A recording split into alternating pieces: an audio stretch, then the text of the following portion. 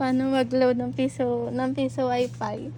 Ano po, yung maghuhulog ka po dito ng piso, tapos i-extend mo po yung time, tapos yun na po, tapos na po. Pag may 15 minutes, done na po.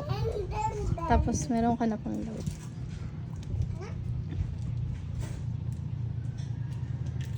Kumarad ka na. Apo. Yan na po. Paano ka makikita na nakaload yan? Ito po. May 1 hour ka and 26 minutes. Opo. Ang galing ano, kahit kun eh. So paano ko makikita ito? Saan galing ito? Bali may nagtayo dito. Opo. Tapos ang iyong, pwede ko gamitin pala ano? Opo. Halimbawa ay anong apps yan? Anong apps?